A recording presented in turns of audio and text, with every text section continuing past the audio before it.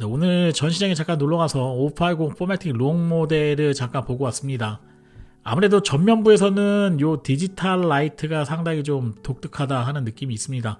아마 뭐 BMW 타시는 분들은 레이저 라이트에서 이런 파란 불빛을 많이 보셨기 때문에 크게 그런 건 없으실 것 같은데, 벤츠에서는 사실 이런 느낌은 좀 많이 없었거든요. 요 LED가 아주 수십 개가 박혀 있는 요 디지털 라이트가 장착이 되어 있기 때문에 이 부분이 좀 독특한 느낌이 좀 많이 날 것 같고요.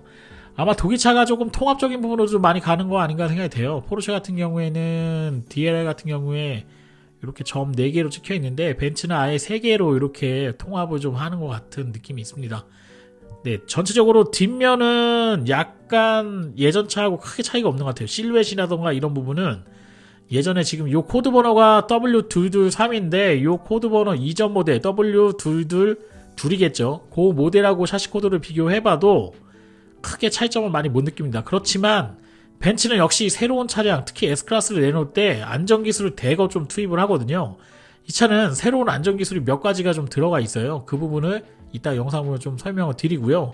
차량 자체는 이전 차하고는 완전히 좀 다른 느낌이 있죠. 왜냐면 리어 엑셀이라 그래서 뒷바퀴가 조향 각도가 좀 들어가기 때문에 이 대형차가 E클래스보다도 회전 반경이 짧다 그러니까 얼마나 짧은 회전 반경을 보여주는지 다음에 기회가 되면은 한번 꼭 타보고 싶습니다. 가격은 지금 보시고 있는 모델은 2억 2289만원짜리 모델입니다. 상당히 좀 고가죠. 등록까지 하게 되면은 대략 한 2억 5천, 뭐 한 1000 몇 번가 들어가니까 한 2억 한 4천 정도 되겠네요. 그 정도의 가격이 될 것 같고, 지금 좀 특이한 부분은 LED 라이트가 이제 앰비언트 라이트가 다 이전 차하고 동일하게 들어가 있거든요. 근데 앰비언트 라이트에 그런 기능을 좀 집어넣었어요. 그래서 뭐 에어컨을 틀게 되면 파란색 앰비언트 라이트가 이렇게 좀 이동을 할 수 있는 그런 기능이 좀 들어가 있고, 만약 열선이라던가 이런 거 틀게 되면 그게 이제 좀 이제 빨강색으로 해서 색깔로 좀 표시해 줄 수 있는 그런 기능이 좀 들어갔기 때문에 아무래도 조금 현대적인 자동차를 좀 타는 것 같은, 약간 좀 진보되어 있는 자동차를 타는 것 같은 그런 느낌이 있습니다.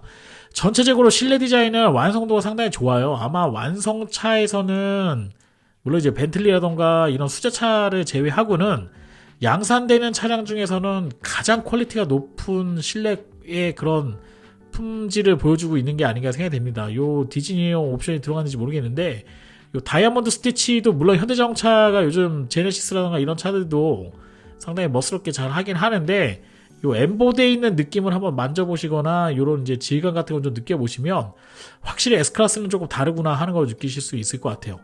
그리고 이번 차에서 W223 차시 코드에서 좀 특이한 점은 뭐가 있냐면, 요 클러스터 내비게이션 부분하고 요 부분이 조금 변경이 됐어요. 그래서 내비게이션이 상당히 좀 디스플레이도 커지고 가로형에서 세로형으로 좀 바뀌었다는 부분이 있고, 버튼을 제가 가끔 눌러봤던 이유 중에 하나는 이게 액정이기 때문에 사실은 이제 정적식 터치로 해서 터치만 될 거라고 생각을 하시는데, 액정을 있는 그 디스플레이들을 터치할 때마다 그 햅틱을 좀 줘요. 이게 반응을, 그러니까 좀 바이브레이션을 좀 주기 때문에 상당히 뭐라 그럴까요? 이거 내가 지금 물리적인 버튼, 액정을 누르고 있는 거는 맞는데 물리적인 버튼을 누르고 있는 거 아닌가 이런 생각이 들고, 스타트 버튼을 좀 눌러보니까 딸깍딸깍 거리는 느낌이, 뭐 이런 이제 레이싱도 일부 나갔었잖아요. 1930년대나 이럴 때 이제 레이싱 나갔던 그런 느낌도 일부 좀 들어가 있기 때문에 벤츠가 이런 디지털로 전환을 하면서 아날로그의 느낌도 약간씩은 좀 가미를 했다, 이런 걸 좀 생각해 보시면 좋을 것 같고, 스티어링 휠 부분도 사실은 예전에는 비슷한 느낌의 레이아웃이었는데 버튼이 다 개별적으로 나와 있었거든요. 근데 지금은 버튼이 하나의 세션으로 연결이 되어 있어요. 그래서 뭐 버튼은 여러 가지가 있는데 스티어링 휠에 있는 그 부분이 하나의 한 가지 동시에 눌러지는 것 같은 그런 느낌이 있다는 거, 이런 게 좀 차이점이 아닌가 생각이 됩니다. 그리고 이제 벤츠는 일반적인 차량들은 하단 쪽에 라이트를 온오프 할 수 있는 기능이 있는데, 요게 조금 사실은 좀 불편했거든요. 근데 요 개선이 좀 돼서 상단 쪽으로 좀 올라왔기 때문에 뭐 라이트 위치가 어디 있느냐 이렇게 찾는 분들은 이제 더 이상 안 계실 것 같아요. 이제 벤츠 타시는 분들도 쉽게 좀 라이트 위치라던가 이런 거를 좀 찾으실 수 있지 않겠나 생각이 됩니다.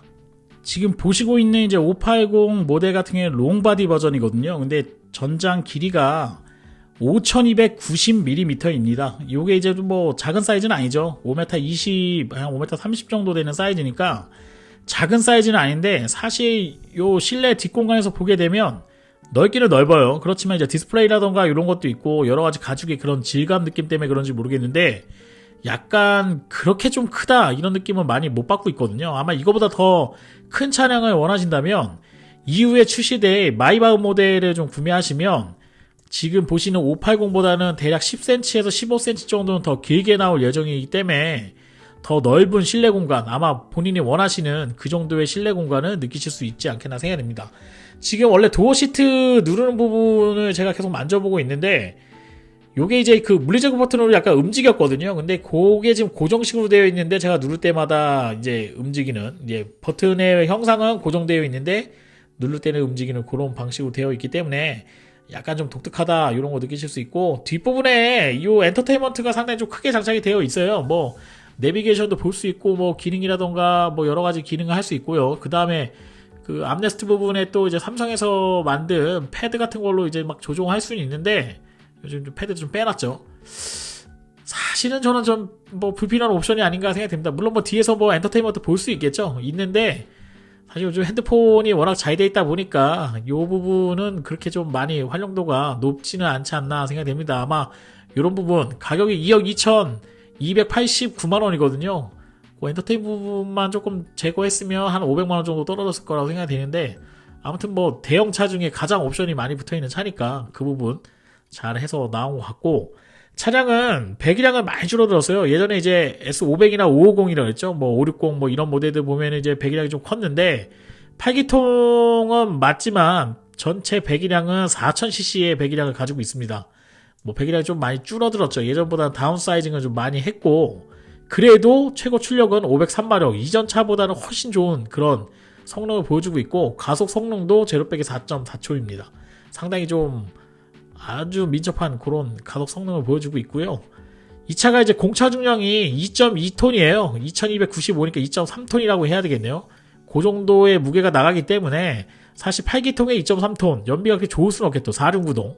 네, 도심 연비가 6.8입니다.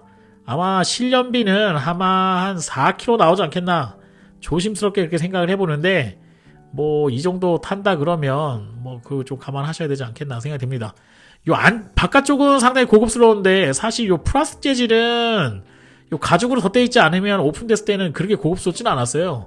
거의 뭐 E클래스라던가 이런 차하고 큰 차이가 없거든요. 그러니까 겉부분은 S클래스가 맞는데 안에 들어가 있는 이런 플라스틱 재질은 그렇게 고퀄리티의 플라스틱 재질은 아니기 때문에 아마 벤츠를 요 모델 말고 다른 모델까지 계속 타셨던 분들은 벤츠고 예전 같지 않다 이런 느낌을 아마 가지실 분들도 더러 계실 거라고 생각됩니다. 자, 여기 이제 지금 이제 그 매포켓 부분에 보면 에어백 표시가 되어 있거든요. 이거 다 있는 거 아니냐 이렇게 말씀하시는 분이 있는데 여러분들 차를 한번 살펴보시게 되면 2열에는 전방 에어백이 없습니다. 여태까지 이제 안전 때문에 장착을 못했는데 벤츠가 세계 최초로 2열까지 이 차는 이제 2열에 좀 사람을 많이 태우는 차잖아요. 근데 전방 에어백을 장착을 했기 때문에 전방 사고가 났을 때도 뒷좌석까지 그러니까 모든 탑승자에게 다 동일한 그런 안전 시스템을 구현할 수 있는 차량이 됐다. 이렇게 보시면 될 것 같아요. 제가 아이오닉 5에서 요 손잡이가 상당히 좀 고급스럽다. 580하고 비슷하다 하는 느낌을 받았는데 역시 벤츠도 지금 그런 느낌 요 손잡이 부분은 두텁게 잡아가지고 문을 열거나 닫을 수 있는 그런 느낌으로 되어 있기 때문에 상당히 좀 고급스러운 그런 느낌을 여러분들이 많이 느끼실 수 있지 않겠나 생각이 됩니다. 상당히 좋은 모델입니다. 아마 그 계약도 지금 뭐 딜러사발로 차이는 있지만 대략 한 7,000대 가까이 계약이 된 것 같아요. 7,000대에서 10,000대 정도 사이에 계약이 된 것 같은데 상당히 과히 폭발적인 그런 모델이 아닌가 생각이 됩니다.